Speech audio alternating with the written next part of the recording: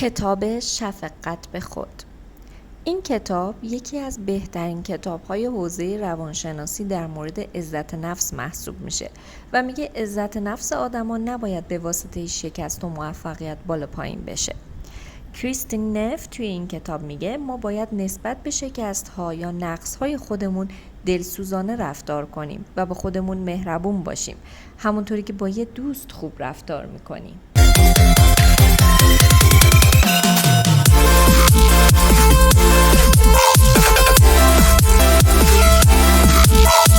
خیلی بی‌عرضه‌ای، همش تقصیر خودته. چی فکر کردی اصلا؟ آیا وقتی هر مشکلی براتون پیش میاد به خودتون همچین چیزایی میگید؟ فکر میکنید این حرفا چه تأثیری روی شما میذاره؟ یا اصلا علت و ریشه‌شون چیه؟ اگه میخوای جواب این سوالا رو بدونی، کتاب شفقت به خود نوشته کریستین نف رو از دست نده. تا حالا پیش اومده یه سلفی بی‌نقص از خودت توی این اینستاگرام بگیری و قبل انتشار انقدر بهش نگاه کنی تا خودت رو زشت‌ترین موجود روی زمین ببینی؟ آیا تا حالا پیش اومده که لباسی رو که دوست داری بخری توی اتاق پرو بپوشی و شروع به سرزنش خودت بکنی که چرا اضافه وزن داری؟ اینها افکاری هستند که به طور معمول از ذهن همه ماها عبور میکنن، اما این نکته جالب میدونید چیه؟ با اینکه این روزا بیشتر از هر زمانی آدم‌ها مستقل به نظر میرسن، بیشتر از هر زمان دیگه‌ای به خودشون دارن سخت میگیرن.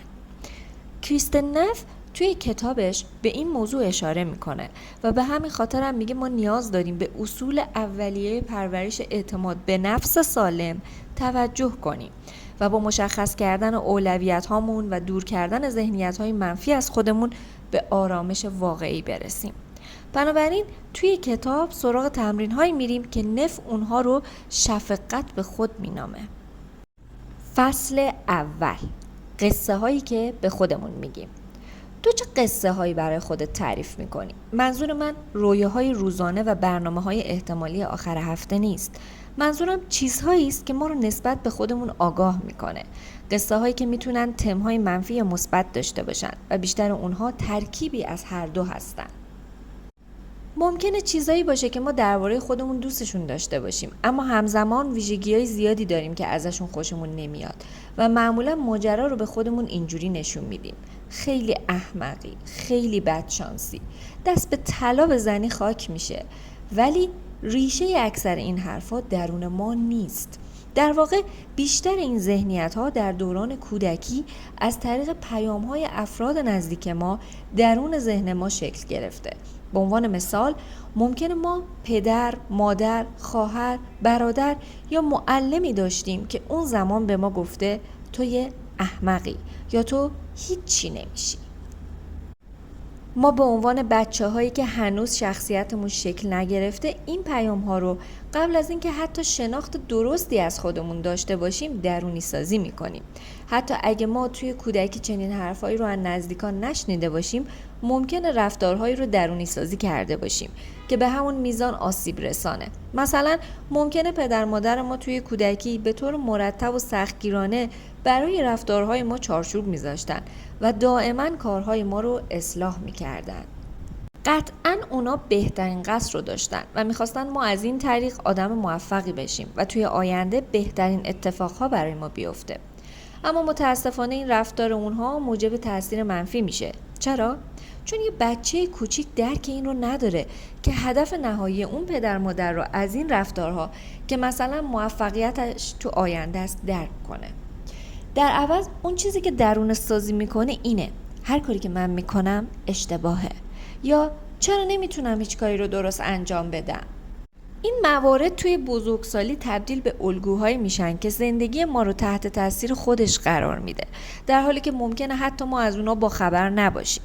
در نتیجه ما ممکنه به شدت نسبت به خودمون و دیگران منتقد بشیم.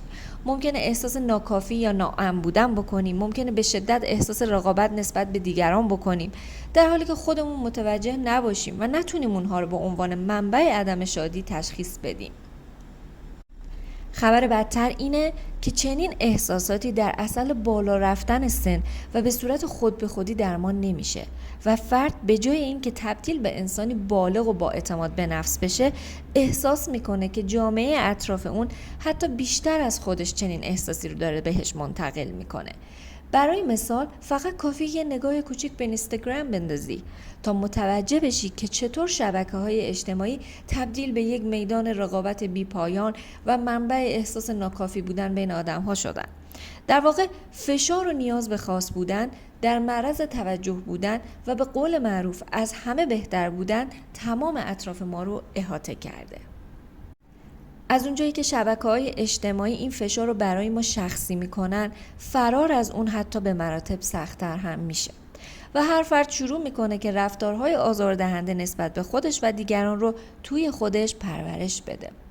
فشار اجتماعی معمولاً از یکی از این دو طریق به ما وارد میشه. یکی به شکل یک سرازیری پرشیب که ما رو دست بسته به سمت افسردگی میبره چون ما دائما حس میکنیم به اندازه کافی خوب نیستیم، و یا شکل دوم، آرزوی این که مثل دیگران باشیم. همه اینها عموماً با این احساس تغذیه میشن که به خودت میگی من باید خاص باشم. نکته کجاست؟ اینکه تنها زمانی موفق میشی که افراد اطراف تو شکست بخورن. همونطور که میبینی هر دو این طرز فکر به شدت سمی هستن و نه تنها میتونن ما رو ناراحت بکنن، بلکه میتونن از نظر شخصیتی هم ما رو آدم‌های دوست نداشتنی بکنن. حالا اگه همه اینا رو کنار بذاریم، اگر فردی از نظر شخصیتی هم اعتماد به نفس کافی و سالمی نداشته باشه، به خاطر فشار اجتماعی که بهش وارد میشه چند برابر بیشتر آسیب میبینه. خب حالا چی کار میشه کرد؟ چطور میشه به این احساسات منفی غلبه کرد و از این چرخه سمی خارج شد؟ این کتاب توی فصلهای بعدیش به سراغ استراتژی هایی میره که برای تغییر مثبت به ما کمک میکنه. فصل دوم، قدرت انتقاد به خود. بیایم فرض کنیم که تونستی تشخیص بدی که رفتارات سمی شدن. احتمالاً تلاش میکنی که چیزهای منفی که به تو و به طرز فکر تو منتقل شدن رو بررسی کنی و فکر کنی که چطور میتونی یه راه نجات برای خودت پیدا کنی. اما حتی توی این مرحله هم ممکنه دچار اشتباه بشی و اون چیزی که از درون بهش فکر میکنی فریبت بده. چیزایی که حتی وقتی که میدونی سمی هستن ممکنه باور کنی که برات مفیدن، چون بهت کمک میکنن که شخصیت رقابتگری داشته باشی. ممکن از خودت بپرسی که چطور میتونی موفق بشی وقتی که با حجم زیادی از احساس شکست و باخت اینور و اونور میری.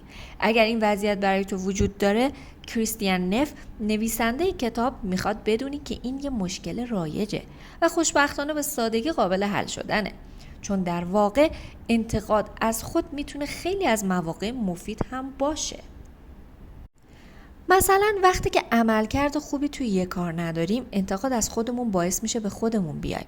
میتونیم تشخیص بدیم تواناییشو داریم که بهتر کاری رو انجام بدیم. اما زمانی که داریم درباره انتقاد از خود حرف میزنیم، باید حواسمون باشه که مرز باریکی بین سلامتی و آسیب وجود داره و درون ما به سختی میتونه این مرز رو تشخیص بده. بنابراین اگرچه ممکنه که بعضا نتایج موقتی خوبی از انتقاد از خود دریافت کنیم، واقعیت اینه که بیشتر در معرض این هستیم که به خودمون آسیب بزنیم. یه راهنمایی: اگه انتقادت از خودت اینجوریه که به خودت میگی تو احمقی یا عرضه نداری، این آسیبه و کمکی بهت نمیکنه. در واقع هرچی بیشتر به خودت آسیب بزنی، بیشتر مانع از موفقیت خودت توی کار میشی. برای مثال، اگه دائما با خودت تکرار کنی تو هیچ کاری رو نمیتونی درست انجام بدی، در نهایت ذهن تو این سیگنال رو باور خواهد کرد و به جای جنگیدن برای اینکه به تو ثابت کنه که اشتباه میکنی، یک روز در نهایت تسلیم میشه و تو اون رو به شکل افسردگی، به تأخیر انداختن کارها و عدم تلاش برای مقابله با درون خودت میبینی. بنابراین اگر میخوای که از این چرخه مضر خارج بشی، نویسنده تمرین‌هایی رو بهت پیشنهاد میده که میتونن کمکت کنن.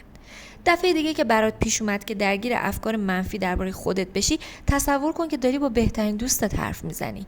اگه دوست شما کارشو از دست داده باشه، چی بهش میگین؟ حداقل بهش نمیگین که توی احمقی و همش تقصیر خودت بوده که کارتو از دست دادی. در عوض قبل از هر چیزی سعی کنید که آرومش کنید و بهش دلداری بدید. بهش میگید که کنارشید و ازش میپرسید که آیا حالش خوبه یا نه. میپرسید که چی شده و چطور میتونید کمک کنید که وقتی شروع به صحبت میکنید بهش درباره نکات مثبت ماجرا میگید و ویژگی‌های خوبش رو بهش یادآوری میکنید.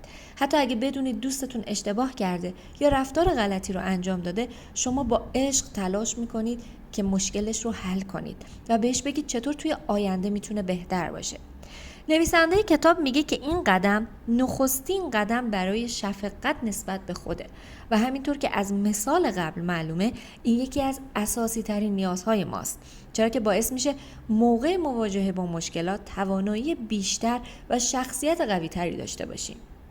تمرین شفقت به خود نیازمند دور شدن از عادتها و رفتارهای منفیه، چرا که شفقت به خود به ندرت پیش میاد که دیفالت وجود کسی باشه. علیرغم اینکه ما ممکنه موجودات به شدت خودمحوری باشیم، عموماً برای پیدا کردن چیزهای بهتر به دیگران نگاه میکنیم و تازه بدترین چیزها رو هم توی خودمون میبینیم. عموماً برای پیدا کردن چیزهای بهتر به دیگران نگاه میکنیم و تازه بدترین چیزها رو هم توی خودمون میبینیم. بنابراین تمرین برای خروج از این محدوده مخرب قدمی برای تمرین شفقت به خوده. نویسنده کتاب معتقده که شفقت به خود زمانی شروع میشه که ما علت رنج خودمون رو پیدا کنیم، کاری که معمولا فراموشش میکنیم چون عادت کردیم فقط به سمت جلو بریم و دردهامون رو نادیده بگیریم. یعنی دقیقاً مسیر مخالف شفقت به خود. بنابراین قبل از هر چیزی به خودت اجازه بده تا خودت رو بشنوی، حتی اگه مسئله خیلی کوچیک باشه. فقط از خودت بپرس که الان حالت چطوره و نترس که با خودت رو. فصل 3، بررسی خود به شفقت به خود می انجامد. فصل 3 کتاب درباره جایگزینی احساسات منفی با احساسات مثبت. همونطور که توی مثال درباره دوست صمیمی صحبت کردیم، برای بررسی خود هم لازمه که از همون رویکرد استفاده کنیم. اگه بهت کمک میکنه تصور کن به جای خودت داری با صمیمی‌ترین دوستت حرف میزنی، کسی که درگیر مشکل شده و داره توش دست و پا میزنه. آیا بهش میگی که برو با مشکلت بسوز و بساز، یا بهش میگی که مشکلت رو میفهمم و متاسفم؟ نویسنده کتاب معتقده که قبل از هر چیزی مهربون بودن با خودته که دستت رو میگیره، چون جامعه ما رو مجبور میکنه که همیشه قبل از خودمون به دیگری اهمیت بدیم. وقتی به خودت فکر کنی این حس بهت دست میده که شاید لوس شدی یا حتی ممکنه به خودت بخندی. علت هم اینه که جامعه‌های امروزی بیش از هر چیز مسئولیت پذیری رو ترویج میکنن و سعی میکنن که این حس رو به تو بدن که هر زمان مشکلی هست احتمالاً اون مشکل اول تقصیر خودته، چیزی که به سادگی تبدیل به سرزنش کردن خودمون میشه. این مسیر باعث میشه که تو به منتقد خودت تبدیل بشه و توی هر مشکلی اول خودت رو سرزنش کنی. چرا کاری کردم که اخراجم کنن؟ چرا اصلا فکر کردی که تو رو دوست داره؟ اما هیچ کدوم از این سوالا کمکی بهت نمیکنن، بلکه بدتر به توانایی مسئولیت پذیری تو هم آسیب میزنن. کاری که تو باید انجام بدی اینه که خودت رو از این چرخه نجات بدی و به شفقت به خودت تکیه کنی.